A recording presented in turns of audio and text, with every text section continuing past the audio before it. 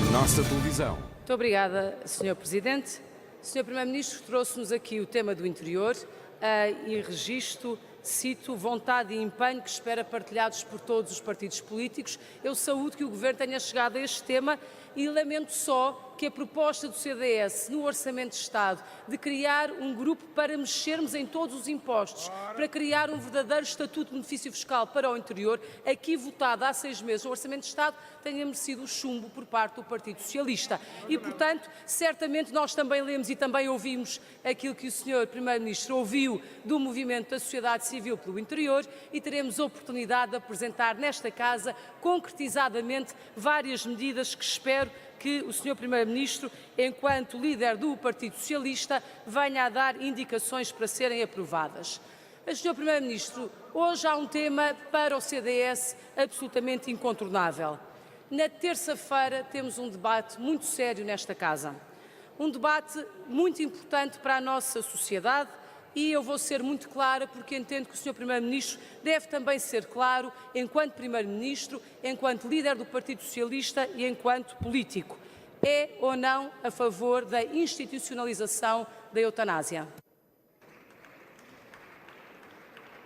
Muito obrigado, Sra. Deputada. Tem a palavra o Sr. Primeiro-Ministro, faz favor. Muito obrigado, Sr. Presidente. Muito obrigado, Sra. Deputada Assunção Cristas. Registro com interesse que irá apresentar propostas sobre o interior. Aguardamos com interesse, porque, como disse, estamos a rever o Programa Nacional de Coesão Territorial e teremos o maior gosto em poder incorporar no programa sugestões e contribuições do CDS, que o CDS-PP não teve a oportunidade de executar quando Vossa Excelência tutelava a pasta da Agricultura e das Florestas. Mas é com gosto que introduziremos nessa altura. Sra. Deputada, eu sei que a Sra. Deputada odeia a ideia que eu seja Primeiro-Ministro e não esteja aqui como líder do Partido Socialista. Mas talvez fosse tempo de se habituar que eu estou aqui como Primeiro-Ministro e não como líder do Partido Socialista. Portanto, quando quiser debater com o PS, tem ali uma bancada que honrosamente representa o Partido Socialista. Quando quiser reunir com o secretário-geral do PS, já lhe disse, estou sempre disponível para reunir com todos os líderes partidários nessa condição no Largo do Rato. Agora, como deve imaginar, ficaria muito mal ao Governo intrometer-se num debate que está a correr num órgão de soberania próprio que é a Assembleia da República, sendo que a Assembleia da República dispensa a minha opinião pessoal para decidir como bem entender que deva decidir. Muito obrigado, Sr. Obrigado, Sr. Primeiro-Ministro. Continua no uso da palavra a Sra. Deputada Assunção Cristas, faz favor. Muito obrigada, Sr. Presidente. Sr. Primeiro-Ministro, nós já nos vamos habituando a essa sua forma muito peculiar de fugir a questões que são difíceis. E lamento, porque eu acho que o tema é importante, porque o senhor é Primeiro-Ministro, é líder do Partido Socialista, é político e não pode deixar as pessoas nessa ignorância. E a minha pergunta é, se o senhor Primeiro-Ministro nem sequer quer assumir a sua posição, acha natural que se vote nesta Casa com urgência uma matéria que não está inscrita em nenhum programa eleitoral, tirando do PAN, e não está inscrita no programa eleitoral do Partido Socialista? Muito obrigado, Sra. Deputada. Para responder, tem a palavra o Sr. Primeiro-Ministro, faz favor. Muito obrigado, Sr. Presidente. Muito obrigado, Sr. Deputado. Vamos ver, o princípio da separação e interdependência de poderes aplica-se a todos os órgãos de soberania. Nunca me ouviu pronunciar sobre a forma como o Sr. Presidente da República exerce ou não exerce as suas funções. Nunca me viu pronunciar sobre a forma como os tribunais exercem a função judicial. E nunca me verá pronunciar sobre a forma como a Assembleia da República exerce a sua competência legislativa. Nunca verá. Muito obrigado, Sr. Muito obrigado. Tem a palavra a Sra. Deputada Assunção Cristas, faz favor. Claro, Sr. Primeiro-Ministro, que não há regra sem exceção e, portanto, quando toca aos interesses da energia, aí sim o Governo já manda mudar o sentido de voto do Partido Socialista. Mas deixe-me perguntar-lhe ao Primeiro-Ministro António Costa, na sua grelha de prioridades, o Serviço Nacional de Saúde, neste momento a funcionar com tantas carências, deve canalizar os seus recursos para instituir a eutanásia ou não? Muito obrigado. Para responder, tem a palavra o Sr. Primeiro-Ministro, faz favor. Sra. Deputada, o Governo cumprirá todas as leis que forem aprovadas pela Assembleia da República, seja elas quais forem. Muito obrigado. Palavra à senhora deputada Assunção Cristas, faz favor. Muito obrigada, Sr. Presidente. O Sr. Primeiro-Ministro, eu dei-lhe várias oportunidades para responder. Eu acho mesmo que o melhor é utilizar o Congresso do Partido Socialista para passar o seu lugar como Presidente do Partido Socialista, Secretário-Geral do Partido Socialista, porque então sim, pode ficar só o Primeiro-Ministro, só responde enquanto Primeiro-Ministro e dá lugar a outro que possa ter outras opiniões e que as venha dizer publicamente. Mas sobre a saúde, Sr. Primeiro-Ministro, 70 mil doentes em espera, lista de espera para os cuidados paliativos. Unidade de nefrologia de Santa Maria fechada por falta de enfermeiros. O Sindicato Terrestre dos Enfermeiros diz que há várias unidades nos hospitais que vão fechar por falta de enfermeiros. Os médicos diretores do Hospital de Viseu demitem-se por falta de condições. Sr. Primeiro-Ministro, com o seu governo, a saúde ficou doente. Com o seu governo, a saúde está bem pior do que nos tempos da Troika. Diga o que disser de números de consulta, diga o que disser de números da chamada produção, entre aspas. A verdade é que nós vemos, lemos, ouvimos, visitamos e o senhor, nesta matéria, peço desculpa, mas não tem como fugir à crítica. Para além do mais, a juntar a tudo isto, o Sr. Primeiro-Ministro não é capaz de dizer se na sua grelha de prioridades precisamos de reforçar os cuidados paliativos ou de instituir a eutanásia, certamente será mais barato. Sr. Primeiro-Ministro, mudando para um outro assunto, porque o tempo escasseia. Se a degradação dos serviços públicos com a saúde à cabeça é uma face da sua austeridade, a outra face é o aumento dos impostos indiretos. O preço dos combustíveis sobe há 10 semanas consecutivas. O senhor prometeu a neutralidade fiscal, nunca cumpriu com a sua palavra. Eu pergunto-lhe se é agora que vai revogar a sobretaxa do ISP. Tem a palavra o Sr. Primeiro-Ministro, faz favor. Muito obrigado, Sr. Presidente. Muito obrigado, Sra. Deputada Assunção Cristas. Vamos ver o seguinte. Como já tive a oportunidade de responder, nós hoje temos mais médicos, mais enfermeiros, mais técnicos de diagnóstico no Serviço Nacional de Saúde do que tínhamos anteriormente. E, portanto, ao conclui que, havendo mais pessoal, eles produzem menos, e então aí cometemos um erro em reforçar os meios, ou então tenho que concluir que aquilo que nós fizemos foi ainda não ter reposto o suficiente relativamente àquilo que Vossas Excelências retiraram do Serviço Nacional de Saúde, para que o Serviço Nacional de Saúde possa estar nas boas condições. E é por isso que temos de continuar com esta política e não voltar à sua política. Mas esta política tem dado resultados. É por isso que nós temos hoje mais 302 mil consultas hospitalares do que tínhamos no seu tempo. Temos mais 19 mil cirurgias do que tínhamos no seu tempo. Tem mais 200 mil acolhimentos nas urgências do que tínhamos no seu tempo, ou seja, temos mais recursos, mais investimento e mais produção. Portanto, no nosso tempo, o Serviço Nacional de Saúde não ficou doente, no nosso tempo, o Serviço Nacional de Saúde está a ser curado da doença que Vossas Excelências lhe introduziram. Muito obrigado. Senhora deputada Assunção Cristas, tem a palavra, faz favor. Sr. Primeiro-Ministro, olhe, o pior cego é aquele que não quer ver. E o Sr. Primeiro-Ministro não quer ver a realidade na saúde.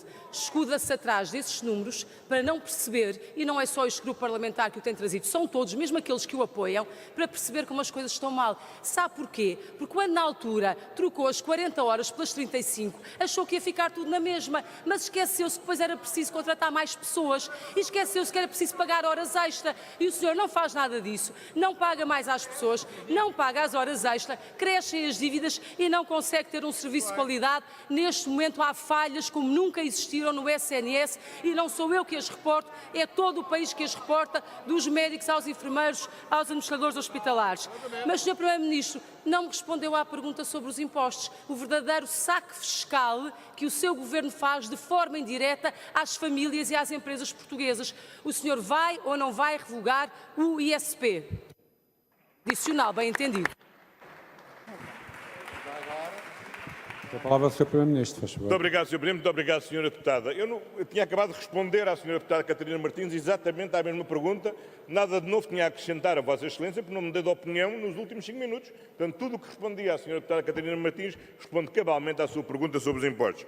Quanto ao SNS, finalmente percebemos qual é a sua grande medida. É repor as 40 horas de trabalho para todos. Essa é a sua medida.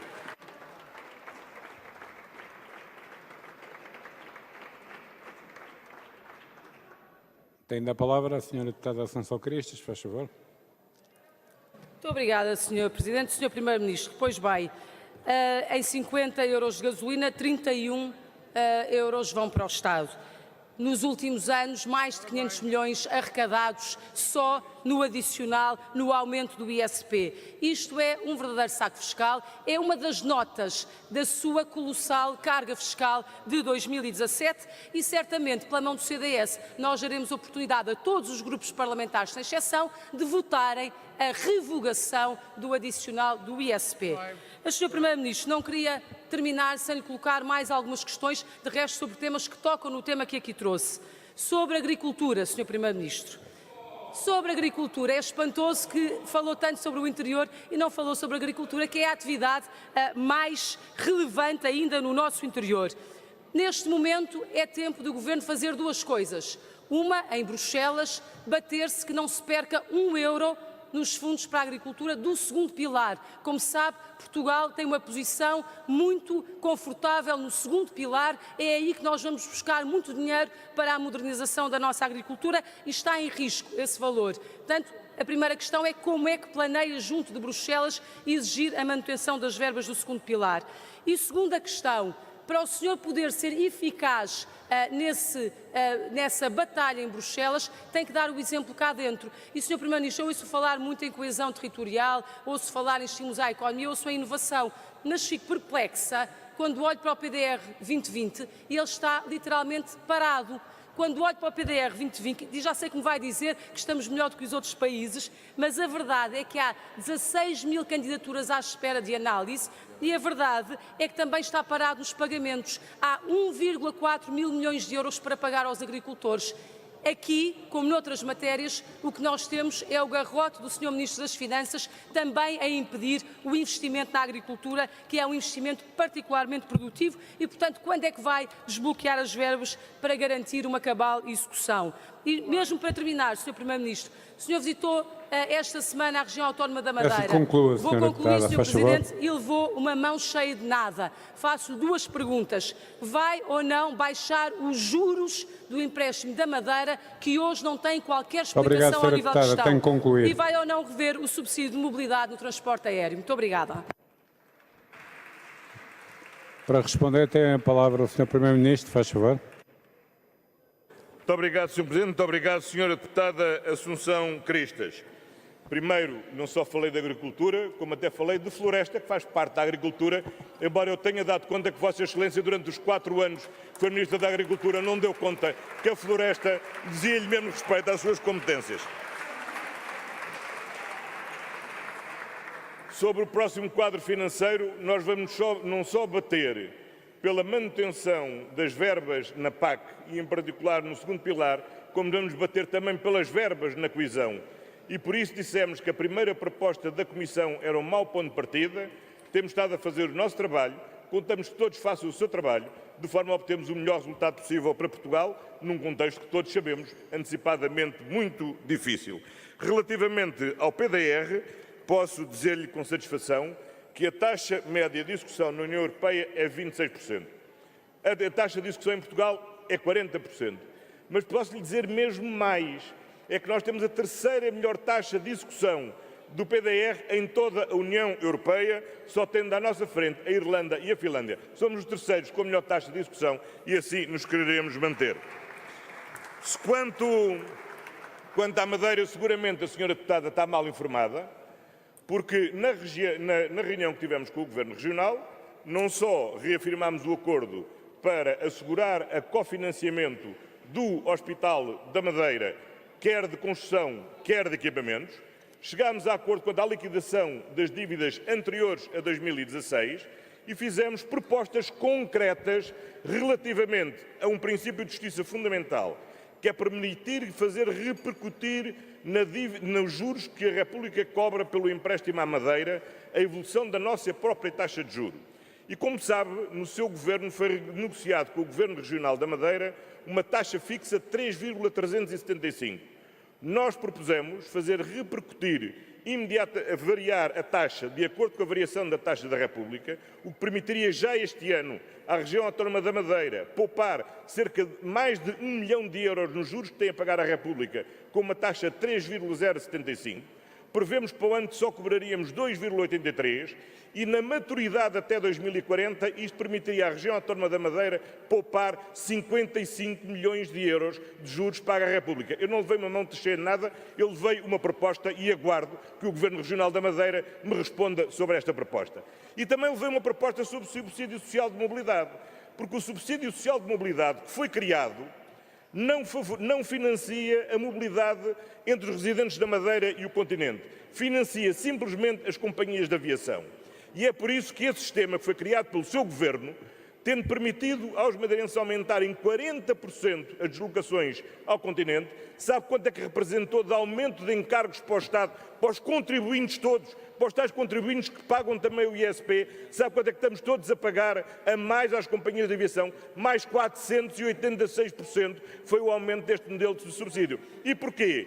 Porque como criaram um subsídio fixo aos passageiros, obviamente as companhias deixaram de ter qualquer estímulo a poderem baixar o preço, porque qualquer que seja o preço, os madeirenses, ou melhor, os residentes pagam o mesmo e o Estado paga sempre mais em função do que deseja cobrar a companhia de aviação. Para concluir, Sr. Primeiro-Ministro, faz favor. E, portanto, aquilo que propusemos ao Governo Regional da Madeira é, em primeiro lugar, o que é próprio de um regime autonómico, que é respeitar a autonomia da Madeira e permitir que cada região autónoma defina o seu próprio modelo, garantindo nós um financiamento de 25,5 milhões de euros por ano para que a região autónoma defina o seu próprio modelo de subsídio à mobilidade, de forma a assegurar a mobilidade, sem com isto pormos os contribuintes portugueses a financiar as companhias de aviação que vão para a Madeira ou que vão para os Açores e que não precisam de ser financiadas, nem há nenhuma razão para que os nossos impostos sirvam para financiar as companhias de aviação. Financiar a mobilidade, sim. Obrigado, Sr. Primeiro-Ministro. Tem que concluir, faz favor. Muito obrigado, Sr. Presidente.